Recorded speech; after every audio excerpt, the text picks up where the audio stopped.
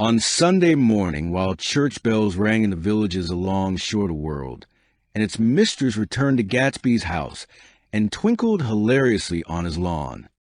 "He's a bootlegger," said the young ladies, moving somewhere between his cocktails and his flowers.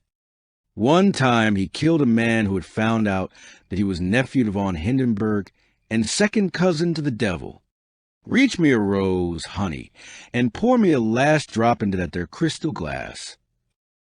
Once I wrote down on the empty spaces of a timetable the names of those who came to Gatsby's house that summer. It is an old timetable now, disintegrating at its folds and headed to schedule in effect July 5th, 1922. But I can still read the gray names, and they will give you a better impression than my generalities of those who accepted Gatsby's hospitality and paid him the subtle tribute of knowing nothing whatever about him. From East Egg, then, came the Chester Beckers and the Leaches and a man named Bunsen, whom I knew at Yale, and Dr. Webster Civic, who was drowned last summer up in Maine, and the Hornbeams and the Willie Voltaires and a whole clan named Blackbuck, who always gathered in a corner and flipped up their noses like goats at whosoever came near, and the Ismays and the Christies and Edgar Beaver, whose hair, they say, turned cotton white one winter afternoon for no good reason at all. Clarence Endye was from East Egg, as I remember. He came only once, in white knickerbockers, and had a fight with a bum named Eddie in the garden. From farther out on the island came the Cheadles and the O.R.P. Schraders and the Stonewall Jackson Abrams of Georgia, and the Fishguards and the Ripley Snells. Snell was there 3 days before he went to the penitentiary. So drunk out on the gravel drive that Mrs. Ulysses Sweat's automobile ran over his right hand. The Danceys came too, and S.B. Whitebait, who was well over 60, and Maurice A. Flink and the Hammerheads, and Beluga the tobacco importer, and Beluga's girls. From West Egg came the Poles, and the Mulreadys, and Cecil Roebuck, and Cecil Schoen, and Gulick the state senator, and Newton Orchid, who controlled films par excellence in Eckhost, and Clyde Cohen, and Don S. Schwartz and Arthur McCarty, all connected with the movies in one way or another, and the Catlips and the Bambergs and G. Earl Muldoon, brother to that Muldoon who afterwards strangled his wife. De Fontano, the promoter, came there, and Ed LeGros and James B. Ferret and the De Jongs and Ernest Lilly. They came to gamble, and when Ferret wandered into the garden, it meant he was cleaned out and associated traction would have to fluctuate profitably next day. A man named Klipspringer was there so often and so long that he became known as the Boarder. I doubt if he had any other home. Of theatrical people, there were Gus Weyes and Horace O'Donovan and Lester Meyer and George Duckweed and Francis Bull. Also from New York were the Cromes and the Backhissens and the Denekers and Russell Betty and the Corrigans and the Kelleher's and the Dewars and the Scullys and S.W. Belcher and the Smirks and the young Quinns, divorced now, and Henry L.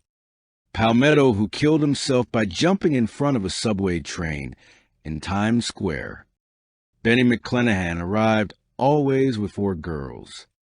They were never quite the same ones in physical person, but they were so identical one with another that it inevitably seemed they had been there before. I have forgotten their names, Jacqueline, I think, or else Consuelo or Gloria or Judy or June, and their last names were either the melodious names of flowers and months or the sterner ones of the great American capitalists whose cousins, if pressed, they would confess themselves to be. In addition to all these, I can remember that Faustino O'Brien came there at least once, and the Baedeker girls and young Brewer, who had his nose shot off in the war, and Mr. Albertsberger and Miss Hogg, his fiancée, and Ardita Fitzpeters, and Mr. P. Jewett, once head of the American Legion, and Miss Claudia Hip, a man reputed to be her chauffeur, and a prince of something whom we called Duke, and whose name, if I ever knew it, I have forgotten. All these people came to Gatsby's house in the summer. At 9 o'clock, One morning late in July, Gatsby's gorgeous car lurched up the rocky drive to my door and gave out a burst of melody from his three-noted horn. It was the first time he had called on me, though I had gone to two of his parties, mounted in his hydroplane, and, at his urgent invitation, made frequent use of his beach. "Good morning, old sport. You're having lunch with me today, and I thought we'd ride up together." He was balancing himself on the dashboard of his car with that resourcefulness of movement that is so peculiarly American, that comes, I suppose, with the absence of lifting work or rigid sitting in youth, and even more, with the formless grace of our nervous, sporadic games. This quality was continually breaking through his punctilious manner in the shape of restlessness. He was never quite still. There was always a tapping foot somewhere or the impatient opening and closing of a hand. He saw me looking with admiration at his car. "It's pretty, isn't it, old sport?" He jumped off to give me a better view. "Haven't you ever seen it before?" I'd seen it. Everybody had seen it. It was a rich cream color, bright with nickel, swollen here and there in its monstrous length with triumphant hat boxes and supper boxes and tool boxes, and terraced with a labyrinth of windshields that mirrored a dozen suns. Sitting down behind many layers of glass in a sort of green leather conservatory, we started to town. I had talked with him perhaps half a dozen times in the past month and found, to my disappointment, that he had little to say. So my first impression, that he was a person of some undefined consequence, had gradually faded, and he had become simply proprietor of an elaborate roadhouse next door. And then came that disconcerting ride. We hadn't reached West Egg Village before Gatsby began leaving his elegant sentences unfinished and slapping himself indecisively on the knee of his caramel-colored suit. "Look here, old sport," he broke out surprisingly. "What's your opinion of me, anyhow?" A little overwhelmed, I began the generalized evasions which that question deserves. "Well, I'm going to tell you something about my life," he interrupted. "I don't want you to get a wrong idea of me from all these stories you hear." So he was aware of the bizarre accusations that flavored conversation in his halls. "I'll tell you God's truth." His right hand suddenly ordered divine retribution to stand by. "I am the son of some wealthy people in the Middle West, all dead now. I was brought up in America, but educated at Oxford because all my ancestors have been educated there for many years. It is a family tradition." He looked at me sideways, and I knew why Jordan Baker had believed he was lying. He hurried the phrase, "educated at Oxford," or swallowed it or choked on it as though it had bothered him before. And with this doubt his whole statement fell to pieces, and I wondered if there wasn't something a little sinister about him after all. "What part of the Middle West?" I inquired casually. "San Francisco." "I see. My family all died, and I came into a good deal of money." His voice was solemn, as if the memory of that sudden extinction of a clan still haunted him. For a moment I suspected that he was pulling my leg, but a glance at him convinced me otherwise. After that I lived like a young Raja in all the capitals of Europe, Paris, Venice, Rome, collecting jewels, chiefly rubies, hunting big game, painting a little, things for myself only, and trying to forget something very sad that had happened to me long ago. With an effort, I managed to restrain my incredulous laughter. The very phrases were worn so threadbare that they evoked no image except that of a turbaned character leaking sawdust at every pore as he pursued a tiger to the Bois de Boulogne. Then came the war, old sport. It was a great relief, and I tried very hard to die, but I seemed to bear an enchanted life. I accepted a commission as first lieutenant when it began. In our Argonne Forest, I took 2 machine-gun detachments so far forward that there was a half-mile gap on either side of us where the infantry couldn't advance. We stayed there 2 days and 2 nights, 130 men with 16 Lewis guns. And when the infantry came up at last, they found the insignia of 3 German divisions among the piles of dead. I was promoted to be a major, and every Allied government gave me a decoration. Even Montenegro, little Montenegro down the Adriatic Sea. Little Montenegro, he lifted up the words and nodded at them with a smile. The smile comprehended Montenegro's troubled history and sympathized with the brave struggles of the Montenegrin people. It appreciated fully the chain of national circumstances which had elicited this tribute from Montenegro's warm little heart. My incredulity was submerged in fascination now. It was like skimming hastily through a dozen magazines. He reached in his pocket, and a piece of metal, slung on a ribbon, fell into my palm. That's the one from Montenegro. To my astonishment, the thing had an authentic look. Ordre di Danilo ran the circular legend, Montenegro, Nicholas Rex. Turn it. Major Jay Gatsby, I read, for valor extraordinary. Here's another thing I always carry. A souvenir of Oxford days. It was taken in Trinity Quad. The man on my left is now the Earl of Dorchester. It was a photograph of half a dozen young men in blazers loafing in an archway through which were visible a host of spires. There was Gatsby, looking a little, not much, younger, with a cricket bat in his hand. Then it was all true. I saw the skins of tigers flaming in his palace on the Grand Canal. I saw him opening a chest of rubies to ease, with their crimson-lighted depths, the gnawings of his broken heart. I'm going to make a big request of you today, he said, pocketing his souvenirs with satisfaction. So I thought you ought to know something about me. I didn't want you to think I was just some nobody. You see, I usually find myself among strangers because I drift here and there trying to forget the sad thing that happened to me. He hesitated. You'll hear about it this afternoon. At lunch? No, this afternoon. I happen to find out that you're taking Miss Baker to tea. Do you mean you're in love with Miss Baker? No, old sport, I'm not. But Miss Baker has kindly consented to speak to you about this matter. I hadn't the faintest idea what this matter was, but I was more annoyed than interested. I hadn't asked Jordan T. in order to discuss Mr. Jay Gatsby. I was sure the request would be something utterly fantastic, and for a moment I was sorry I'd ever set foot upon his overpopulated lawn. He wouldn't say another word. His correctness grew on him as we neared the city. We passed Port Roosevelt, where there was a glimpse of red-belted ocean-going ships, and sped along a cobbled slum line of the dark, undeserted saloons of the faded gilt 1900s. Then the Valley of Ashes opened out on both sides of us, and I had a glimpse of Mrs. Wilson straining at the garage pump with panting vitality as we went by. With fenders spread like wings, we scattered light through half Astoria, only half.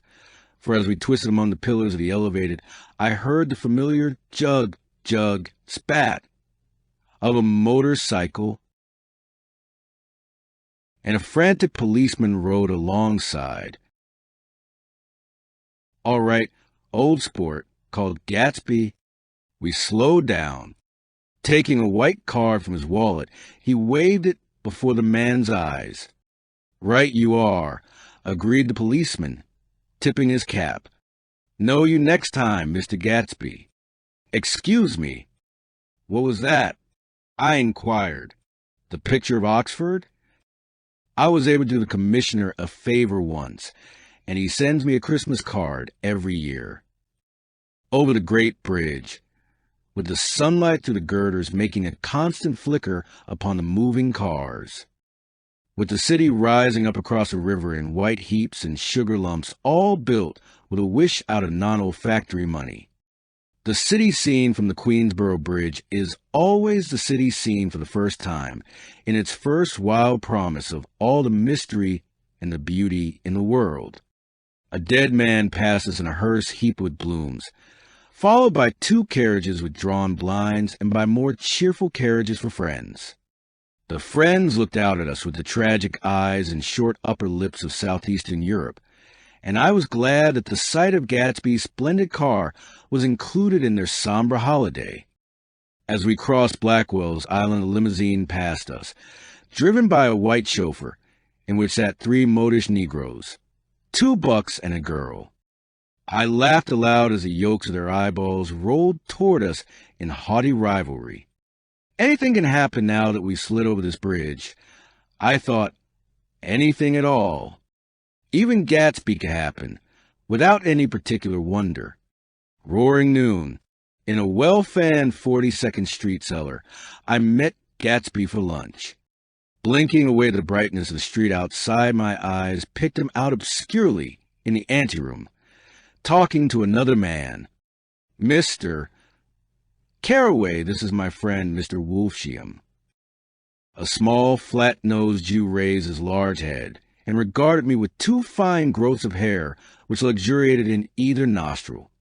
After a moment, I discovered his tiny eyes in the half-darkness. So I took one look at him, said Mr. Wolfsheim, shaking my hand earnestly. And what do you think I did? What? I inquired politely. But evidently he was not addressing me, for he dropped my hand and covered Gatsby with his expressive nose. I handed the money to Catspaw, and I said, "All right, Catspaw, don't pay him a penny till he shuts his mouth." He shut it then and there. Gatsby took an arm of each of us and moved forward into the restaurant, whereupon Mr. Wolfsheim swallowed a new sentence he was starting and lapsed into a somnambulatory abstraction. "Highballs?" asked the head waiter. "This is a nice restaurant here," said Mr. Wolfsheim, looking at the Presbyterian nymphs on the ceiling. "But I like across the street better." "Yes, highballs," agreed Gatsby, and then to Mr. Wolfsheim, "It's too hot over there." "Hot and small, yes," said Mr. Wolfsheim, "but full of memories." "What place is that?" I asked. "The old Metropole." "The old Metropole," brooded Mr. Wolfsheim gloomily, "filled with faces dead and gone, filled with friends gone now forever. I can't forget so long as I live the night they shot Rosie Rosenthal there. It was 6 of us at the table, and Rosie had eat and drunk a lot all evening. When it was almost morning, the waiter came up to him with a funny look and says, 'Somebody wants to speak to him outside.' 'All right,' says Rosie, and begins to get up, and I pulled him down in his chair. 'Let the bastards come in here if they want you, Rosie, but don't you, so help me, move outside this room.' It was 4 o'clock in the morning then, and if we'd have raised the blinds, we'd have seen daylight." "Did he go?" I asked innocently. "Sure, he went." Mr. Wolfsheim's nose flashed at me indignantly. He turned around in the door and says, "Don't let that waiter take away my coffee." Then he went out on the sidewalk, and they shot him 3 times in his full belly and drove away. 4 of them were electrocuted, I said, remembering. 5 with Becker. His nostrils turned to me in an interested way. "I understand you're looking for a business connection." The juxtaposition of these 2 remarks was startling. Gatsby answered for me. "Oh, no," he exclaimed. "This isn't the man." "No." Mr. Wolfsheim seemed disappointed. "This is just a friend. I told you we'd talk about that some other time." "I beg your pardon," said Mr. Wolfsheim. "I had a wrong man." A succulent hash arrived, and Mr. Wolfsheim, forgetting the more sentimental atmosphere of the old metropole, began to eat with ferocious delicacy. His eyes, meanwhile, roved very slowly all around the room. He completed the arc by turning to inspect the people directly behind. I think that, except for my presence, he would have taken one short glance beneath our own table. "Look here, old sport," said Gatsby, leaning toward me. I'm afraid I made you a little angry this morning in the car." There was a smile again, but this time I held out against it. "I don't like mysteries," I answered, "and I don't understand why you won't come out frankly and tell me what you want. Why has it all got to come through Miss Baker?" "Oh, it's nothing underhand," he assured me. "Miss Baker's a great sportswoman, you know, and she'd never do anything that wasn't all right." Suddenly he looked at his watch, jumped up, and hurried from the room, leaving me with Mr. Wolfsheim at the table. "He has to telephone," said Mr. Wolfsheim, following him with his eyes. "Fine fellow, isn't he? Handsome to look at, and a perfect gentleman." "Yes, he's an Oxford man." "Oh." "He went to Oxford College in England. You know Oxford College? I've heard of it. It's one of the most famous colleges in the world." "Have you known Gatsby for a long time?" I inquired. "Several years," he answered in a gratified way. "I made the pleasure of his acquaintance just after the war. But I knew I had discovered a man of fine breeding after I talked with him an hour. I said to myself, 'There's the kind of man you like to take home and introduce to your mother and sister.'" He paused. "I see you're looking at my cuff buttons." I hadn't been looking at them, but I did now. They were composed of oddly familiar pieces of ivory, finest specimens of human molars. He informed me. "Well, I inspected them. That's a very interesting idea." "Yeah." He flipped his sleeves up under his coat. "Yeah, Gatsby's very careful about women. He would never so much as look at a friend's wife." When the subject of this instinctive trust returned to the table and sat down, Mr. Wolfsheim drank his coffee with a jerk and got to his feet. "I have enjoyed my lunch," he said, "and I'm going to run off from you two young men before I outstay my welcome." "Don't hurry, Meyer," said Gatsby without enthusiasm. Mr. Wolfsheim raised his hand in a sort of benediction. "You're very polite, but I belong to another generation," he announced solemnly. "You sit here and discuss your sports and your young ladies and your—" He supplied an imaginary noun with another wave of his hand. "As for me, I am 50 years old, and I won't impose myself on you any longer." As he shook hands and turned away, his tragic nose was trembling. I wondered if I had said anything to offend him. "He becomes very sentimental sometimes," explained Gatsby. "This is one of the sentimental days. He's quite a character around New York, a denizen of Broadway." "Who is he anyhow, an actor?" "No." "A dentist? Meyer Wolfsheim?" "No, he's a gambler." Gatsby hesitated, then added coolly, "He's a man who fixed the World Series back in 1919. "Fixed the World Series?" I repeated. The idea staggered me. I remembered, of course, that the World Series had been fixed in 1919, but if I had thought of it at all, I would have thought of it as a thing that merely happened, the end of some inevitable chain. It never occurred to me that one man could start a play with the faith of 50 million people, with the single-mindedness of a burglar blowing a safe. How did he happen to do that? I asked after a minute. He just saw the opportunity. "Why isn't he in jail?" "They can't get him. Old sport. He's a smart man." I insisted on paying the check. As the waiter brought my change, I caught sight of Tom Buchanan across the crowded room. "Come along with me for a minute," I said. "I've got to say hello to someone." When he saw us, Tom jumped up and took half a dozen steps in our direction. "Where have you been?" he demanded eagerly. "Daisy's furious because you haven't called up.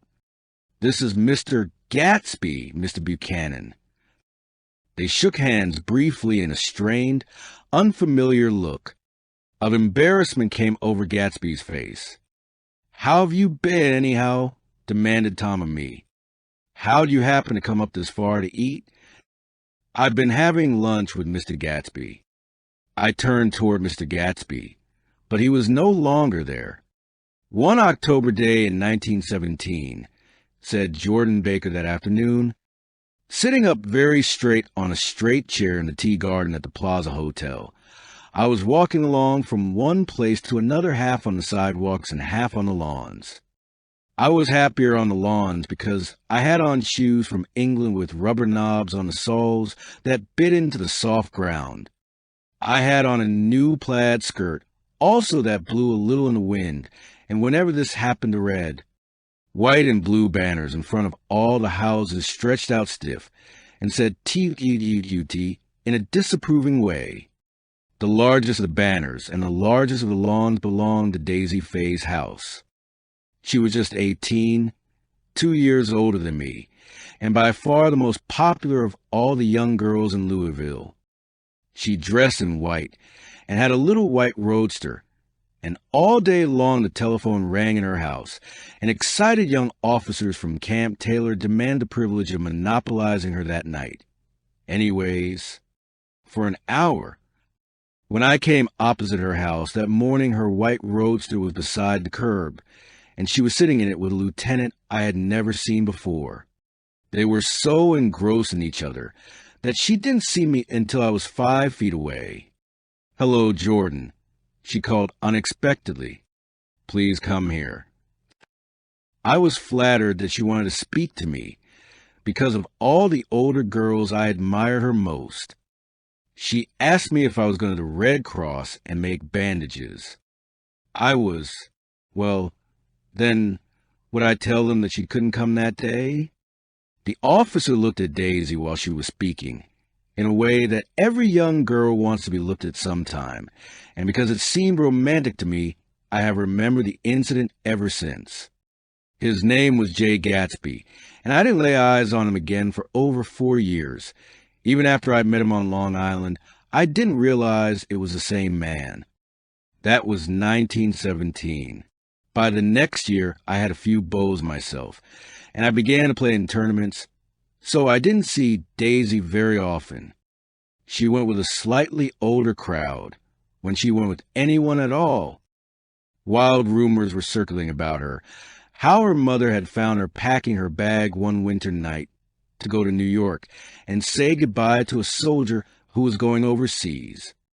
She was effectually prevented, but she wasn't on speaking terms with her family for several weeks.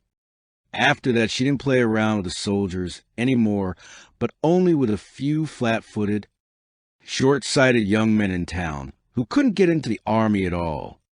By the next autumn, she was gay again, gay as ever.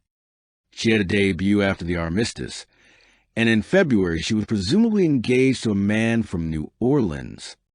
In June, she married Tom Buchanan of Chicago with more pomp and circumstance than Louisville ever knew before. He came down with 100 people in 4 private cars and hired a whole floor of the Seelbach Hotel. And the day before the wedding, he gave her a string of pearls valued at $350,000. I was bridesmaid. I came into her room half an hour before the bridal dinner and found her lying on her bed as lovely as the June night in her flowered dress and as drunk as a monkey. She had a bottle of Sauterne in one hand and a letter in the other. "Gratulate me," she muttered. "Never had a drink before, but oh, how I do enjoy it." "What's the matter, Daisy?" I was scared. I can tell you, I'd never seen a girl like that before. "Here, dears." She groped around in a wastebasket she had with her on the bed and pulled out the string of pearls. "Take M downstairs and give them back to whoever they belong to. Tell 'em all Daisy's changed her mind. Say Daisy's changed her mind." He began to cry. She cried and cried. I rushed out and found her mother's maid, and we locked the door and got her into a cold bath. She wouldn't let go of the letter. She took it into the tub with her and squeezed it up into a wet ball and only let me leave it in the soap dish when she saw that it was coming to pieces like snow. But she didn't say another word. We gave her spirits of ammonia and put ice on her forehead and hooked her back into her dress. And half an hour later, when we walked out of the room, the pearls were around her neck and the incident was over. Next day at 5 o'clock, she married Tom Buchanan without so much as a shiver and started off on a 3-month trip to South Seas. I saw them in Santa Barbara when they came back, and I thought I'd never seen a girl so mad about her husband. If he left the room for a minute, she'd look around uneasily and say, "Where's Tom gone?" and wear the most abstracted expression until she saw him coming in the door. She used to sit on the sand with his head in her lap, by the hour rubbing her fingers over his eyes and looking at him with unfathomable delight. It was touching to see them together. It made you laugh in a hushed, fascinated way. That was in August. A week after I left Santa Barbara, Tom ran into a wagon on the Ventura Road one night and ripped the front wheel off his car. The girl who was with him got into the papers too, because her arm was broken. She was one of the chambermaids in the Santa Barbara hotel. The next April, Daisy had her little girl, and they went to France for a year. I saw them one spring in Cannes and later in Deauville, and then they came back to Chicago to settle down. Daisy was popular in Chicago, as you know. They moved with a fast crowd, all of them young and rich and wild, but she came out with an absolutely perfect reputation. Perhaps because she doesn't drink. It's a great advantage not to drink among hard-drinking people. You can hold your tongue, and moreover, you can time any little irregularity of your own so that everybody else is so blind that they don't see or care. Perhaps Daisy never went in for a more at all, and yet there's something in that voice of hers. Well, about 6 weeks ago, she heard the name Gatsby for the first time in years. It was when I asked you, do you remember, if you knew Gatsby in West Egg. After you had gone home, she came into my room and woke me up and said, "What Gatsby?" And when I described him, I was half asleep. She said in the strangest voice that it must be the man she used to know. It wasn't until then that I connected this Gatsby with the officer in her white car. When Jordan Baker had finished telling all this, we had left the plaza for half an hour and were driving in Victoria through Central Park. The sun had gone down behind the tall apartment of the movie stars in the West 50s, and the clear voices of girls, already gathered like crickets on the grass, rose through the hot twilight. I'm the sheik of Araby. Your love belongs to me. At night when you are asleep, into your tent I'll creep. It was a strange coincidence. I said, but it wasn't a coincidence at all. Why not? Gatsby bought that house so that Daisy would be just across the bay. Then it had not been merely the stars to which he had aspired on that. June night, he came alive to me, delivered suddenly from the womb of his purposeless splendor. He wants to know, continued Jordan, if you'll invite Daisy to your house some afternoon and then let him come over. The modesty of the demand shook me. He had waited 5 years and bought a mansion where he dispensed starlight to casual moths so that he could come over some afternoon to a stranger's garden. Did I have to know all this before he could ask such a little thing? He's afraid. He's waited so long. He thought you might be offended. You see, he's a regular tough underneath it all. Something worried me. Why didn't he ask you to arrange a meeting? He wants her to see his house, she explained. And your house is right next door. Oh, I think he half expected her to wander into one of his parties some night, went on Jordan, but she never did. Then he began asking people casually if they knew her, and I was the first one he found. It was that night he sent for me at his dance, and you should have heard the elaborate way he worked up to it. Of course, I immediately suggested a luncheon in New York, and I thought he'd go mad. "I don't want to do anything out of the way," he kept saying. "I want to see her right next door." When I said you were a particular friend of Tom's, he started to abandon the whole idea. He doesn't know very much about Tom, though he says he's read a Chicago paper for years just on the chance of catching a glimpse of Daisy's name. It was dark now, and as we dipped under a little bridge, I put my arm around Jordan's golden shoulder and drew her toward me and asked her to dinner. Suddenly I wasn't thinking of Daisy and Gatsby anymore, but of this clean, hard, limited person who dealt in universal skepticism and who leaned back jauntily just within the circle of my arm. A phrase began to beat in my ears with a sort of heady excitement. There are only the pursued, the pursuing, the busy, and the tired. And Daisy ought to have something in her life, murmured Jordan to me. Does she want to see Gatsby? She's not to know about it. Gatsby doesn't want her to know. You're just supposed to invite her to tea. We passed a barrier of dark trees, and then the facade of 59th Street, a block of delicate pale light, beamed down into the park. Unlike Gatsby and Tom Buchanan, I had no girl whose disembodied face floated along the dark cornices and blinding signs, and so I drew up the girl beside me, tightening my arms. Her wan, scornful mouth smiled, and so I drew her up again, closer, this time to my face.